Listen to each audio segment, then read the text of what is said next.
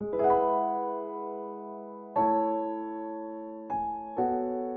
28일 금요일, 오늘도 행복한 하루, 좋은 하루, 우리 주님과 함께 걸어가는 귀한 하루 꼭 되시기를 축복합니다. 오늘부터 고린도전서 6장 들어갑니다. 오늘 6장 1절 말씀입니다. 너희 중에 누가 다른 이와 더불어 다툼이 있는데 구태여 불의한 자들 앞에서 고발하고 성도 앞에서 하지 아니하느냐. 아멘. 여러분, 성도끼리 서로 고발하는 일에 대해서 어떻게 생각하십니까? 교회 안에서. 오늘 1절은 성도끼리 세상 법정에 고발하는 일에 대하여 바울이 우려하는 바를 기록한 말씀입니다. 원래 그리스도인들은 소송을 좋아하는 민족이었습니다. 그래서 그리스에 속한 세계의 각 도시마다 법정이 있었고 그곳에서는 수백 명의 배심원들이 있었습니다.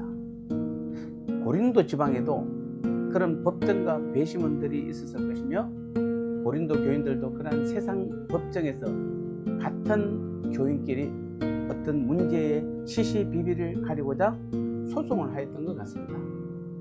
고린도 교회, 우리가 고린도 전서를 공부하다 보니까 지금 교회에서 일어날 수 있는 여러 가지 문제를 고린도 교회에 다 안고 있는 것 같습니다. 사도 바울의 입장에서 볼 때 거룩하신 하나님의 백성이라고 불리는 성도의 그 문제를 불의한 세상의 어떤 법정에까지 들고 가는 것은 매우 답답한 일이 아닐 수 없었습니다. 유대교에서조차도 그들의 문제를 세상 법정에 들고 가서 해결한 일은 없었습니다. 유대인들은 그들 간의 문제는 그들의 장로 앞에서 해결했습니다. 그런데 고린도 교회 성도들은 복음의 역사 속에서 새 이스라엘로 부름을 받았음에도 불구하고 유대인조차도 못한 그런 수준에 머물러 있었던 것입니다. 당시 이방 종교인들이나 사회단체조차도 스스로 분쟁을 해결하는 관행을 가지고 있었습니다. 그에 반해 같은 성도끼리 세상 법정에 고발하는 고린도 교회의 행위는 부끄러운 일이 아닐 수 없었습니다. 뿐만 아니라 세상 법정에 고발하는 일은 세상 법정의 판결에 따라 성도끼리 서로 상처를 주고 또 서로 보복하는 결과를 초래해서 결국 성도의 연합의 공동체인 교회 전체에 악영향을 끼치는 그러한 점에서 절대 옳지 않다라고 말하고 있는 것입니다. 고린도 교회 성도들이 그들 간의 문제를 이렇게 세상 법정에까지 들고 고발하게 된 이유가 어디에 있습니까? 그것은 바로 신앙의 덕이 부족한 까닭입니다. 서로 교만해서 그렇습니다. 서로에게 겸손하고 남을 나보다 더 낮게 여긴다면 고발할 일이 전혀 없을 것입니다.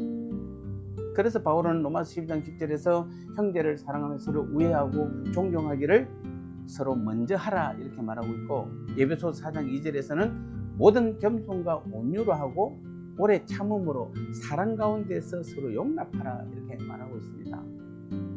이렇게 성도들이 서로 겸손하고 서로 존경하고 서로 사랑한다면 성도 간의 다툼이 일어날 이유가 없는 것입니다. 그러나 고린도 교회 성도들은 신앙의 덕이 부족했고 교만하게 온 교회를 파멸로 이끈 음행을 일삼는 자에 대해서는 오히려 수수방관하면서 서로 고발하는 모순된 행동을 하고 있었던 것입니다. 정말 처리해야 될 문제에는 무관심하고 성도끼리 얼마든지 해결할 수 있는 문제는 세상의 법정까지 가서 고발하는 어리석음을 보였다 이렇게 말하고 있는 것입니다. 지금 우리 교회 안에서 또 우리 한국 교회 안에서 수많은 법정 다툼과 고발 사건들이 있습니다. 현재도 많습니다.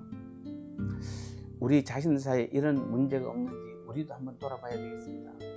교회 안에 있어서는 안 될 것이 고발 문제.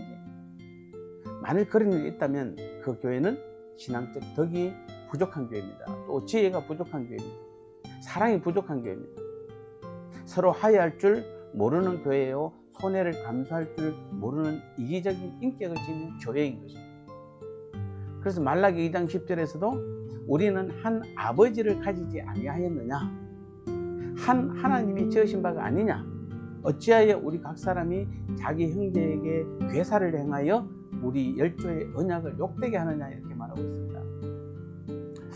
사랑하는 여러분, 다시 한번 우리는 오늘 이 말씀을 기억하면서 우리가 서로 다투는 일이 있다 해도 세상 법정에 고발하는 일이 없도록 서로 주의를 해야 되겠습니다. 특히 우리 교회 안에서 이런 일이 있어서는 안 되고, 혹시 필요하다면은 우리 당회가 나서서 할 수 있으면 당회가 문제를 해결하고, 우리 공동의회가 있습니다. 교회 전체에서 이런 문제를 해결하는 것이 가장 올바른 일입니다. 그것을 세상 법정에까지 가서 해결하려고 한다는 것은 오늘 이 성경 본문 말씀에서 우리 하나님의 뜻은 아니다. 덕이 부족하고 사랑이 부족하고 교만해서 그렇다라고 말씀하고 있는 것입니다.